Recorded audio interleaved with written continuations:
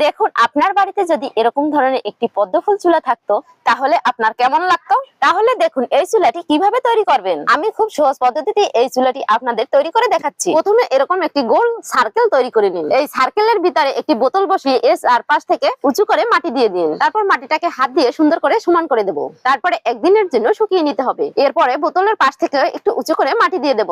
এখন চুলাটির মুখ তৈরি করার জন্য এখানে একটি বোতল বসিয়ে এর উপর থেকে আবারও আমি মাটি দিয়ে দিচ্ছি। এখন চুলাটি শুকানোর পরে বোতল দুটিকে তুলে নিতে হবে। আমার ভিডিওগুলো প্রথম থেকে থাকলে অবশ্যই একটি লাইক দিবেন এবং ভিডিও কোথা থেকে দেখছেন অবশ্যই কমেন্টে জানিয়ে যাবেন। চুলাটি লিপে শুকিয়ে নিয়ে এখন এর উপর থেকে আমি কয়েকটি পাপড়ি কেটে নেব। প্রথমে চুলাটির উপরে কয়েকটি পাপড়ির দাগ কেটে নিয়েছি। তারপরে দাগ কাটার পাশ থেকে একটি কাঁচি দিয়ে কেটে নেব। ভিডিওটি খুব মনোযোগ দিয়ে দেখুন।